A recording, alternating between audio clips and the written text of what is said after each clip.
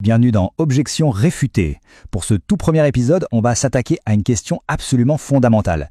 Est-ce qu'on peut vraiment croire en Dieu sans la Bible? Ça, c'est une phrase que j'entends tout le temps. C'est une objection puissante qui sous-entend que la foi dépend entièrement, à 100%, des Écritures. Eh bien, aujourd'hui, je vais m'attaquer à cette idée de front et vous montrer pourquoi, selon moi, cet argument ne tient tout simplement pas la route. Alors, voilà notre feuille de route pour aujourd'hui. On va commencer par poser les bases en parlant de ce que j'appelle la révélation générale.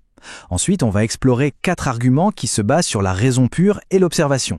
D'abord, la cause première pour remonter à l'origine de tout. Puis le grand dessein, en observant l'ordre incroyable dans l'univers. Ensuite, on se tournera vers l'intérieur, vers notre conscience, avec la loi morale. Et enfin, on abordera l'idée même de l'être. Très bien, c'est parti. Mais avant de se jeter dans les arguments, il y a un concept, une idée clé qu'on doit absolument saisir parce que c'est vraiment la fondation de toute notre discussion. Comment Dieu peut-il se faire connaître à l'humanité ? En théologie, on parle de 2 grands canaux par lesquels Dieu se révèle. Il y a ce qu'on appelle la révélation spéciale. Imaginez-la comme une lettre personnelle, un message direct. C'est la Bible ou la personne de Jésus-Christ. Et puis il y a la révélation générale. Ça, c'est comme un message qui serait diffusé à tout le monde, en permanence, à travers ce qu'on peut observer dans la nature, ce qu'on ressent dans notre conscience, ce que notre raison peut déduire. Pour aujourd'hui, on va mettre la lettre personnelle de côté et on va se concentrer uniquement sur ce message universel, accessible à tous. Bon, passons maintenant à la première partie de notre dossier. Pour moi, les preuves de l'existence d'un créateur, elles ne commencent pas dans un livre, mais dans l'univers physique qui nous entoure.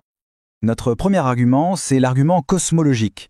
Ça sonne un peu compliqué, mais le mot vient juste du grec cosmos, qui veut dire univers. En fait, c'est tout simple. C'est l'argument qui part de la question la plus fondamentale qui soit. Pourquoi y a-t-il quelque chose plutôt que rien du tout ?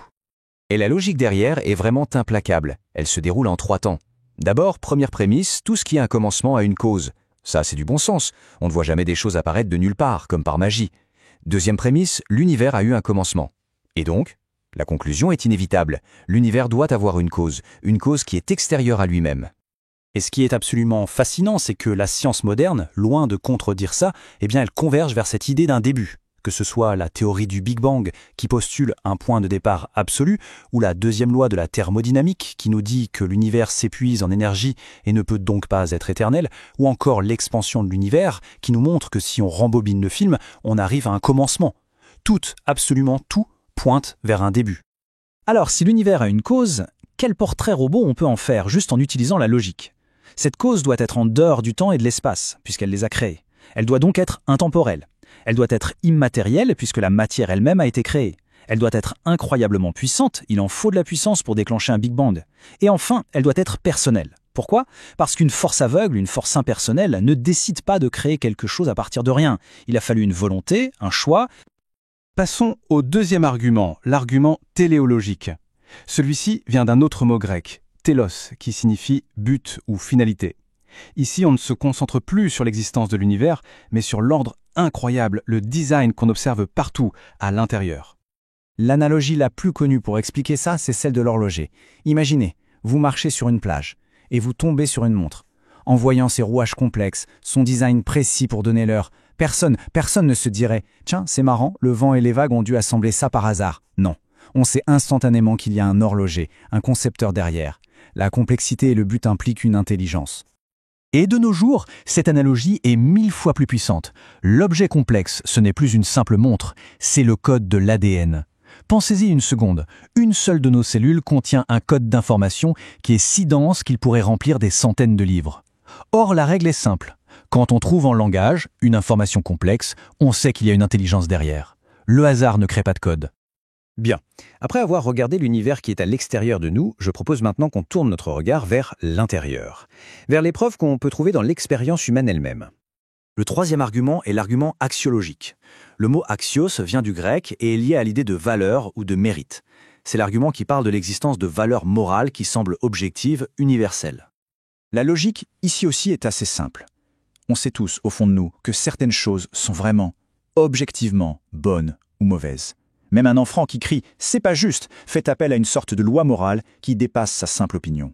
Peu importe la culture, peu importe l'endroit sur Terre, torturer quelqu'un juste pour le plaisir est considéré comme mal. Alors, si cette loi morale objective existe, d'où vient-elle ? Eh bien, Toute loi implique un législateur. Cette loi écrite dans nos cœurs doit donc venir d'un législateur moral suprême. Allez, notre dernier argument, c'est le plus philosophique, l'argument ontologique. Il nous vient du grec anthos, qui signifie l'être, l'existence. C'est un argument qui ne part pas de l'observation du monde, mais du concept même de Dieu. Celui-ci est un peu plus abstrait, je vous l'accorde, mais suivez-moi bien. L'idée est la suivante. Essayons d'imaginer l'être le plus grand, le plus parfait qu'on puisse concevoir. Maintenant, la question est, cet être parfait, est-ce qu'il existe seulement dans notre imagination ou aussi dans la réalité ? L'argument dit qu'un être qui n'existe que dans l'imagination est moins parfait, moins grand qu'un être qui existe réellement. Donc, si on parle de l'être le plus parfait possible, alors l'existence doit obligatoirement faire partie de sa définition. Il doit exister. On arrive maintenant à la conclusion. On a examiné 4 arguments bien distincts les uns des autres. Il est temps d'assembler toutes les pièces du puzzle pour voir l'image d'ensemble qui se dégage. Le point crucial, il est là. En partant simplement de l'existence de l'univers, de son design, de notre sens moral et même de la simple idée de perfection, on arrive à brosser un portrait robot assez précis. Celui d'un créateur qui est transcendant, intelligent, moral et nécessaire. Et tout ce dossier, on l'a construit sans ouvrir une seule page de la Bible. Il est basé uniquement sur la raison et l'observation. L'objection du début, sans la Bible personne ne croirait, eh bien elle ne tient pas. Alors, pour conclure, je voudrais juste laisser une question en suspens. Si la raison et l'observation toutes seules peuvent construire un dossier aussi solide, en quoi est-ce que ça change la perspective sur la foi ? Est-ce que croire en Dieu est vraiment quelque chose qui dépend si étroitement d'un livre ? C'est une réflexion qui, je pense, mérite d'être menée.